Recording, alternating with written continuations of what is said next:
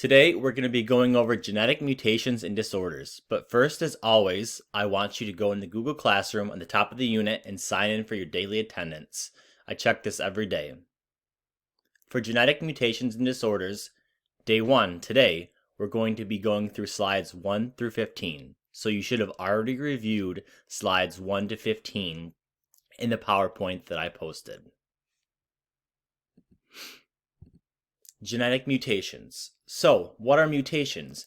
Mutations are inheritable changes in genetic information. So, inheritable means just what you get from your parents. It's passed down from your parents. And there are two categories of mutations. Point mutations. So, we know that there are many different genes on chromosomes. So, a point mutation is just a change in a single gene on a chromosome. However, on the other hand, a chromosomal mutation is a change in the entire or a whole chromosome. We will be exploring both. Let's look at examples of point mutations. They include substitutions, insertions, and deletions, right? And these all have to do with DNA bases. We know we have bases of A, T, G, C. Adenine, thymine, guanine, and cytosine, they're nitrogenous bases. Remember, A binds with T, G binds with C in DNA. In substitutions, we have one base is changed to a different one. So our example picture shows a substitution. The original sequence, we have T, thymine. However, in this point mutation, it's changed to C, cytosine. And point mutations can affect the amino acid that is produced in protein synthesis, because we know that codons code for amino acids. Now, when we looked at chromosomal mutations are simply changes to the number and or structure of chromosomes. Remember that chromosomes are supercoiled DNA. So let's stop and check. What's the difference between point mutations and chromosomal mutations?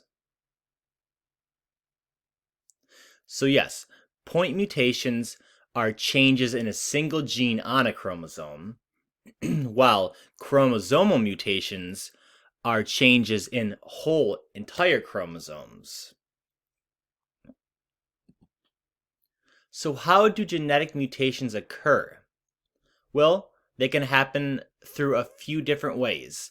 Through mistakes in DNA replication, and also through mutagens. And mutagens are just simply chemical or physical agents in the environment. So example of chemical mutagens might be pesticides or pollutants. Those can harm our genetics, our DNA. Physical could be radiation, right? That's why, say if you go to the dentist and you get an x-ray of your mouth, you wear that big heavy lead vest. They want the radiation to take the x-ray in your mouth, but they don't want it to go in the rest of your body because that could harm you. The same with an x-ray. Or UV radiation. That's why you wear sunscreen. You don't want to mutate. You don't want to damage your DNA, your gene sequences. Let's take a visual look at some mutagenic agents, some mutagens. So we have radiation. We have UV radiation or X-rays. Chemicals, cigarette smoke. We all know that cigarette smoke is very harmful and is a mutagen. It can damage your DNA and gene sequences. And also, even infections can damage your DNA and gene sequences. So take, for example, the human papillomavirus, HPV. I'm sure many of you have heard about an HPV that is currently really being pushed for teens, Gardasil. That's because we want to prevent people from getting HPV, which could lead to mutations and possibly cancer down the road.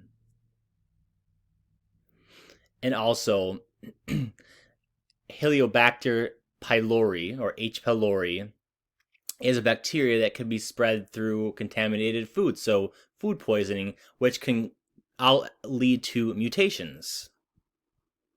So let's stop and check.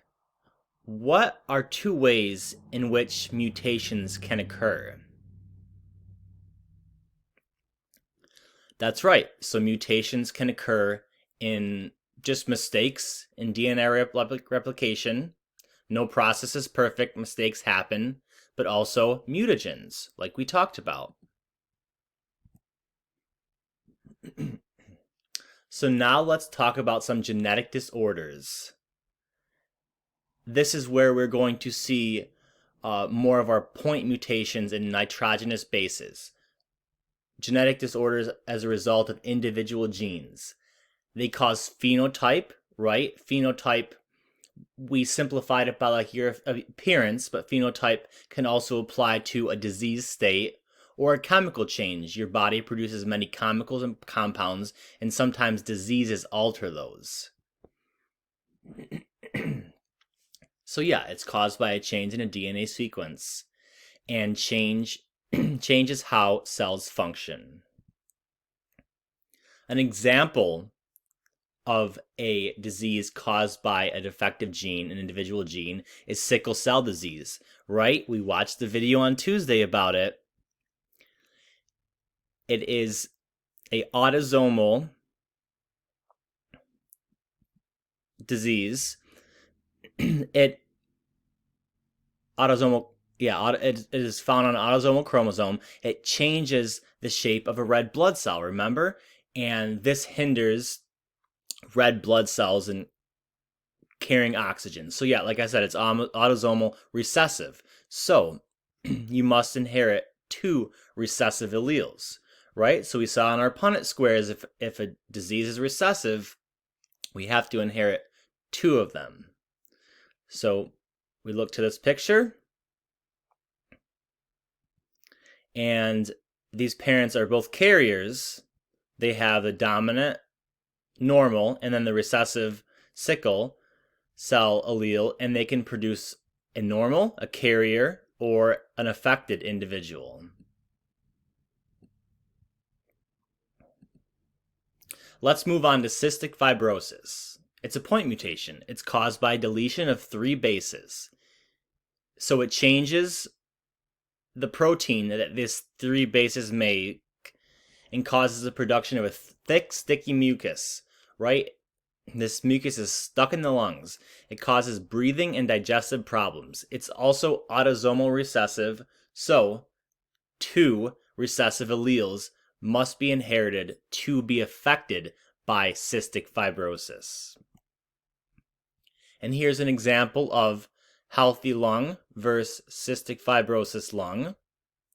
And the same thing on an x-ray. A nice, clear, healthy lung and a really almost consolidated, stuffed up lung. It's got a lot of mucus. So let's stop and check again. Recessive conditions require how many copies of disease alleles? Yeah, that's right. So recessive conditions require 2 copies of disease alleles. Let's move on to Huntington's disease. This is also a specific gene mutation on a chromosome. Huntington's disease, it causes the breakdown of nerve cells in the brains, and the symptoms include mental deterioration and uncontrollable movement. So we see a picture or a video of this woman with uncontrollable movement. It's almost hard to watch, but that is a symptom of Huntington's, and she probably has had it for quite a while to develop this severity of shakiness. So it's important to note that it does not appear until the 30s or 40s, and it's untreatable and eventually fatable. So since it doesn't appear until the 30s or 40s, many people have already had children, so they could have already passed down the possible gene or allele to the children without even knowing they have it themselves. So Huntington's, on the other hand, is caused by a dominant allele for a protein found in the brain. So only one allele is needed to inherit this disease. Okay, we're going to move on to PKU, phenylketonuria. A little hard to pronounce, so we'll just say PKU. It's a very rare inherited disorder, but it causes the amino acid phenylalanine to build up in the body. So PKU is caused by a defect in a specific gene that creates an enzyme needed to break down this phenylalanine. So the enzyme's not produced, so phenylalanine levels rise in the body. So PKU can lead to intellectual disability, seizures, behavior problems, and mental disorders. So where else can you find phenylalanine? In diet soda. So people with PKU are not advised to drink diet sodas. They can't drink diet sodas. They have too much in their body already. They don't need any more. PKU is autosomal recessive, right? It's in one of the 44 autosomal chromosomes. But that means that the person has to inherit both recessive genes. So it's possible to be a carrier, right? We have an unaffected carrier father, an unaffected carrier mother. They don't have the disease, but they carry the one recessive allele, but they can produce an affected child.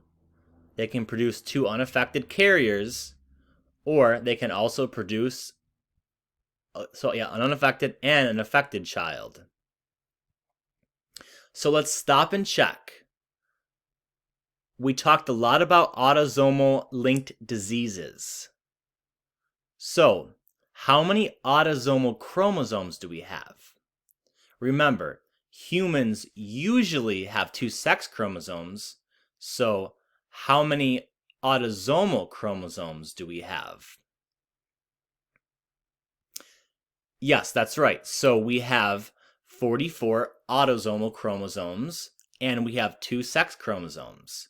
So for women, their sex chromosomes are usually XX, and for men, their sex chromosomes are usually XY.